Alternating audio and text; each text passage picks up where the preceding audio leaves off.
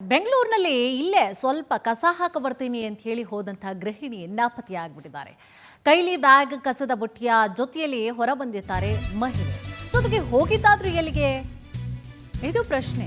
ಕಸ ಹಾಕಿ ಬರ್ತೀನಿ ಅಂತ ಹೇಳಿ ಕಸದ ಬುಟ್ಟಿಯನ್ನ ತಗೊಂಡು ಹೋದಂತಹ ಮಹಿಳೆ ಹೋಗಿದ್ದಾದ್ರೂ ಎಲ್ಲಿಗೆ? ಪರಿಚಿತ ವ್ಯಕ್ತಿಯ ಜೊತೆಯಲ್ಲಿ ಮಹಿಳೆ ಮನೆ ಬಿಟ್ಟು ಪರಾರಿಯಾಗಿದ್ದಾರೆ ಎನ್ನುವಂತಹ ಆರೋಪ ಕೇಳಿ ಬರ್ತಾ ಇದೆ. ಬೆಂಗಳೂರಿನ ಬಾಗಲಕೋಟೆ ಠಾಣಾ ವ್ಯಾಪ್ತಿಯಲ್ಲಿ ನಡೆದಿರುವಂತಹ ಘಟನೆ ಇದು. ಅದೇ ಏರಿಯಾದಲ್ಲಿ ಕಟಿಂಗ್ ಶಾಪ್ ಅನ್ನ ನಡೆಸ್ತಾ ಇದ್ದಂತಹ ಪ್ರಭು ಮೇಲೆ ಪತಿ ಆರೋಪ ಮಾಡ್ತಿದ್ದಾರೆ. ಪತಿ ಶರತ್ ಕುಮಾರ್ ಕೆಲಸಕ್ಕೆ ಹೋದಾಗ ಭೇಟಿ ಮಾಡಿದ್ಲಂತೆ ಪ್ರಿಯಾಂಕಾ. ಕಟಿಂಗ್ ಶಾಪ್ನ ಪ್ರಭುನನ್ನ ಭೇಟಿ ಮಾಡಿದ್ಲಂತೆ ಶರತ್ ಅವರ ಪತ್ನಿ. ಪ್ರಿಯಾಂಕಾ ಜೊತೆಗೆ ಶರತ್ ಕುಮಾರ್ ದಂಪತಿಗೆ ಇಬ್ರು ಮಕ್ಕಳಿದ್ದಾರೆ. ಏಪ್ರಿಲ್ 11ರ ರಾತ್ರಿ 11:57 ಸುಮಾರಿಗೆ ಮನೆ ಬಿಟ್ಟು ಹೋಗಿದ್ದಾರೆ ಪ್ರಿಯಾಂಕಾ. ಬಾಗಲಕೋಟೆ ಪೊಲೀಸ್ ಠಾಣೆಯಲ್ಲಿ ದೂರನ್ನ ಕೂಡ ಕೊಟ್ಟಿದ್ದಾರೆ ಪತಿ.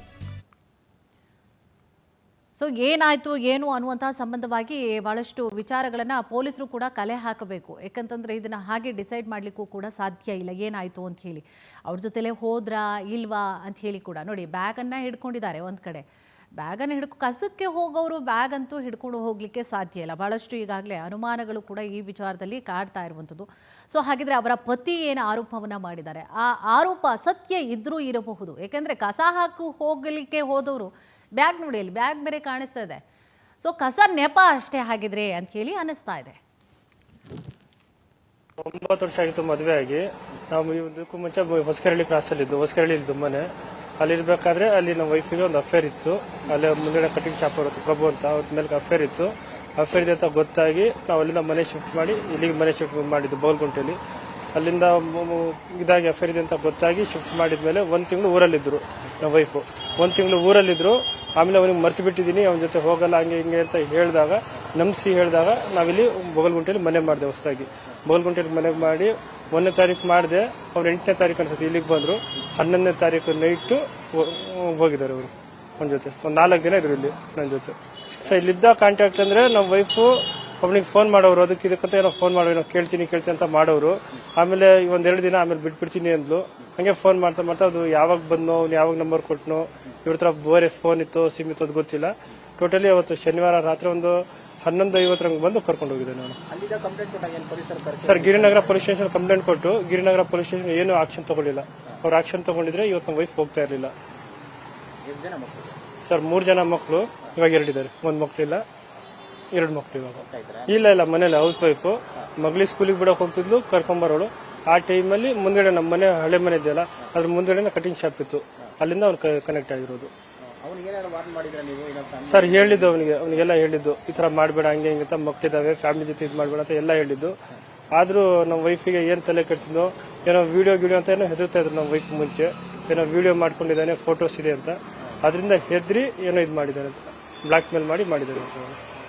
ಇದೇ ವಿಚಾರ ಸಂಬಂಧವಾಗಿ ಹೆಚ್ಚಿನ ಮಾಹಿತಿಯನ್ನ ಕೂಡ ನೀಡ್ತಾ ಹೋಗ್ತಾರೆ ನಮ್ಮ ಪ್ರತಿನಿಧಿ ವೆಂಕಟೇಶ್. ಅಕ್ರಮ ಸಂಬಂಧಗಳು ಇತ್ತೀಚಿನ ದಿನಗಳಲ್ಲಿ ಅಬ್ಬಬ್ಬ ಎಷ್ಟು ಜಾಸ್ತಿ ಆಗ್ತಾ ಇದೆ. ಅದರಲ್ಲೂ ಮಕ್ಕಳಿರೋದನ್ನು ಕೂಡ ಗಮನಿಸೋದಿಲ್ಲ. ಗಂಡ ಹೋದ್ರೆ ಹೋಗ್ಲಿ ಸೈಡ್ಗೆ ಇಟ್ಬಿಡೋಣ ಪಾಪ. ಇನ್ನು ಮಕ್ಕಳು ಮುಖಾನೂ ಸಹಿತ ನೋಡಲ್ಲ. ಅದರಲ್ಲೂ ಈಕೆ ಅಂತೂ ಕಸದ ಜೊತೆಗೆ ಬ್ಯಾಗ್ನು ಕೂಡ ಹಿಡ್ಕೊಂಡು ಹೋಗ್ತಾ ಇದ್ದಾರೆ ಅಂದರೆ ಮೊದಲೇ ಎಲ್ಲ ಪ್ರಿಪರೇಷನ್ ಮಾಡ್ಕೊಂಡಿರುವಂತಹ ರೀತಿಯಾಗಿ ಕಾಣಿಸ್ತದೆ. ಏನಿದೆ ಪ್ರಿಯಾಂಕಾ ವಿಚಾರಕ್ಕೆ ಸಂಬಂಧಪಟ್ಟ ಹಾಗೆ ಮಾಹಿತಿ?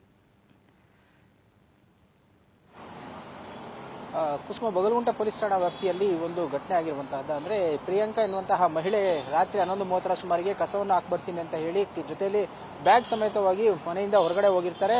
ಎಷ್ಟೊತ್ತಾದ್ರೂ ಕೂಡ ಮನೆಗೆ ವಾಪಸ್ ಬಂದಿರೋದಿಲ್ಲ. ಆಗ ಸಹಜವಾಗಿಯೇ ಕೂಡ ಅವರ ಗಂಡ ಮನೆಯಲ್ಲಿ ಹುಡುಕಾಟ ಮಾಡ್ತಾರೆ. ಹೊರಗಡೆ ನೋಡಿದಂತ ವೇಳೆಯಲ್ಲಿ ಅವರು ವಾಪಸ್ ಬಂದಿರೋದಿಲ್ಲ. ಆಗ ಅವ್ರಿಗೂ ಕೂಡ ಗೊತ್ತಾಗುತ್ತೆ ಎಲ್ಲೋ ಹೋಗಿದ್ದಾರೆ ಅಂತ ಹೇಳಿ. ಆದ್ರೆ ವಾಪಸ್ ಬರಲ್ಲ. ಇವರು ಈ ಹಿಂದೆ ಕೂಡ ಗಿರಿನಗರ ಪೊಲೀಸ್ ಠಾಣಾ ವ್ಯಾಪ್ತಿಯ ಹೊಸಕೆರೆಹಳ್ಳಿಯಲ್ಲಿ ವಾಸ ಮಾಡ್ತಿರ್ತಾರೆ. ಆ ಸಂದರ್ಭದಲ್ಲಿ ಈಕೆಗೆ ಒಂದು ಸಲೂನ್ ಶಾಪ್ ಅನ್ನ ಅಲ್ಲಿ ಕೆಲಸ ಮಾಡ್ತಿದ್ದಂತಹ ಪ್ರಭು ಅನ್ನುವಂತಹ ಯುವಕನ ಜೊತೆ ಪರಿಚಯ ಆಗಿರುತ್ತೆ. ಹಾಗಾಗಿ ಅವರಿಬ್ಬರ ನಡುವೆ ಕೂಡ ಅಕ್ರಮ ಸಂಬಂಧ ಇರುತ್ತೆ. ಈ ವಿಚಾರ ಶರತ್ಗೆ ತಿಳಿದು ಗಲಾಟೆ ಕೂಡ ಆಗಿರುತ್ತೆ. ಸಾಕಷ್ಟು ಬಾರಿ ಬುದ್ಧಿಯನ್ನು ಕೂಡ ಹೇಳಿರ್ತಾರೆ. ಮಕ್ಕಳಿದ್ದಾರೆ, ಹಾಗಾಗಿ ಮಕ್ಕಳಿಗೋಸ್ಕರ ಜೀವನವನ್ನು ಮಾಡಬೇಕು, ಸರಿ ಹೋಗುವಂತ ಹೇಳಿ ಕೂಡ ಬುದ್ಧಿಯನ್ನು ಹೇಳಿರ್ತಾರೆ. ಅವರ ತಂದೆ ತಾಯಿಯವರೆಗೂ ಕೂಡ ವಿಚಾರವನ್ನು ತಿಳಿಸಿರ್ತಾರೆ. ಆಕೆ ತಾನು ಮಾಡಿದ ತಪ್ಪನ್ನು ಒಪ್ಕೊಂಡಿರ್ತಾರೆ, ಇನ್ನು ಮುಂದೆ ಈ ರೀತಿ ಮಾಡೋದಿಲ್ಲ ಅಂತ ಹೇಳಿ. ಆದ್ರೂ ಕೂಡ ಫೋನಲ್ಲಿ ಮಾತಾಡೋದು ನಿರಂತರವಾಗಿ ಮಾಡ್ತಾ ಇರ್ತಾರೆ. ಈ ವಿಚಾರ ಗೊತ್ತಾಗಿ ಶರತ್ ಅಲ್ಲಿಂದ ಮನೆ ಖಾಲಿ ಮಾಡ್ಕೊಂಡು ಬಂದು ಬಾಗಲಕೋಟೆಯಲ್ಲಿ ವಾಸವನ್ನ ಮಾಡ್ತಿರ್ತಾರೆ. ಆದ್ರೆ ಇದು ನಿರಂತರವಾಗಿ ಕೂಡ ಆಗ್ತಾನೆ ಇರ್ತದೆ. ಆದ್ರೂ ಕೂಡ ಗಲಾಟೆ ಮಾಡಿ ವಿಚಾರವನ್ನು ತಿಳಿಸಿದ್ರು ಕೂಡ ಈಕೆ ತಿದ್ದುಕೊಂಡಿರೋದಿಲ್ಲ. ಮೊನ್ನೆ ದಿನ ಕೂಡ ಇದೇ ರೀತಿ ಆಗಿರುವಂತಹದ್ದು. ಅಂದ್ರೆ ಮನೆಯಿಂದ ಆತನ ಜೊತೆ ಕಾಂಟ್ಯಾಕ್ಟ್ ಅನ್ನ ಬೆಳೆಸಿದ ನಂತರ ಆತನನ್ನ ಕರೆಸಿಕೊಂಡು ಈಕೆ ಎಸ್ಕೇಪ್ ಆಗಿದ್ದಾಳೆ. ಮದುವೆಯಾಗಿ 9 ವರ್ಷ ಆಗಿದೆ, 2 ಮಕ್ಕಳಿದ್ದಾರೆ. ಮೂಲತಃ ಚಿಕ್ಕಮಗಳೂರು ಜಿಲ್ಲೆಯವರಾದಂತಹ ಇವರು ಗಂಡ ಶರತ್ ಒಂದು ಖಾಸಗಿ ಕಂಪನಿಯಲ್ಲಿ ಅಕೌಂಟೆಂಟ್ ಆಗಿ ಕೆಲಸವನ್ನ ಮಾಡ್ತಿದ್ರೆ ಈಕೆ ಮನೆಯಲ್ಲೇ ಇರ್ತಾ ಇದ್ಲು. ಆ ಸಂದರ್ಭದಲ್ಲಿ ಆತ ಪ್ರಭುವಿನ ಜೊತೆ ಈಕೆಗೆ ಒಂದು ಸಂಬಂಧ ಬೆಳೆದಿದೆ ಅಂತ ಕೂಡ ಆರೋಪವನ್ನ ಮಾಡ್ತಾ ಇದ್ದಾರೆ. ಸದ್ಯ ಮಕ್ಕಳಿದ್ದಾರೆ, ಮನೆಗೆ ವಾಪಸ್ ಬಾ ಅಂತ ಹೇಳಿ ಗಂಡ ಅಂಗಲಾಚೆಯನ್ನ ಬೇಡ್ಕೊಳ್ತಾ ಇದ್ದಾನೆ. ಆದ್ರೆ ಈಗ ಗಂಡ ಮತ್ತು ಮಕ್ಕಳನ್ನ ಬಿಟ್ಟು ಈಗ ಪ್ರಿಯಕರನ ಜೊತೆ ಎಸ್ಕೇಪ್ ಆಗಿದ್ದಾಳೆ. ಈ ರೀತಿಯಾದಂತಹ ಅಕ್ರಮ ಸಂಬಂಧಗಳು ಪ್ರತಿನಿತ್ಯ ಕೂಡ ಒಂದಲ್ಲ ಒಂದು ಕಾರಣಕ್ಕೆ ಆಗ್ತಾನೆ ಇರುತ್ತಂದು. ಕೆಲವೊಂದು ಈ ಕೊಲೆಯಲ್ಲಿ ಅಂತ್ಯ ಆಗ್ತಾ ಇದ್ರೆ, ಕೆಲವೊಂದು ಮಕ್ಕಳನ್ನು ಬಿಟ್ಟು ಹೋಗುವಂತಹ ಒಂದು ಪ್ರಕ್ರಿಯೆಗಳು ಕೂಡ ಆಗ್ತಾ ಇದೆ. ಇದಕ್ಕೆಲ್ಲ ಕೂಡ ಬ್ರೇಕ್ ಬೀಳ್ಬೇಕಾದಂತಹ ಚಾನ್ಸಸ್ ಕೂಡ ಇದೆ. ಆದ್ರೆ ಶರತ್ ಕೂಡ ಹೇಳ್ತಿರುವಂತದ್ದು, ಹಳ್ಳಿಯಲ್ಲಿದ್ದಂತಹ ಸಂದರ್ಭದಲ್ಲಿ ಈ ರೀತಿಯಾಗಿ ಯಾವುದು ನಡೀತಾ ಇದ್ದಿಲ್ಲ. ಬೆಂಗಳೂರಿಗೆ ಬಂದಂತಹ ಸಂದರ್ಭದಲ್ಲಿ ಈಕೆ ಇನ್ಸ್ಟಾಗ್ರಾಮ್, ಫೇಸ್ಬುಕ್ ಅಂತ ಹೇಳಿ ಚಾಟ್ ಮಾಡುವಂತದ್ದು, ರೀಲ್ಸ್ ಗಳನ್ನ ನೋಡ್ತಾ ನೋಡ್ತಾ ಆತನ ಜೊತೆ ಒಂದು ಕಾಂಟ್ಯಾಕ್ಟ್ ಆಗಿದೆ. ಸೊ ಮಕ್ಕಳು ಮತ್ತು ಸಂಸಾರದ ಬಗ್ಗೆ ಗಮನವನ್ನು ಕೊಡಬೇಕು. ಅದನ್ನು ಬಿಟ್ಟು ಈ ರೀತಿಯಾಗಿ ಮಾಡಿದ್ರೆ ಎಷ್ಟರ ಮಟ್ಟಿಗೆ ಸಮಾಜ ಒಪ್ಪುತ್ತೆ ಅನ್ನುವಂಥದ್ದು ಕೂಡ ಪ್ರಶ್ನೆಯನ್ನ ಮಾಡ್ತಾ ಇರುವಂತಹದ್ದು ಕುಸುಮ ಇಲ್ಲಿ. ಥ್ಯಾಂಕ್ ಯು ತಮ್ಮೆಲ್ಲ ಡೀಟೇಲ್ಸ್ಗಾಗಿ ವೆಂಕಟೇಶ್.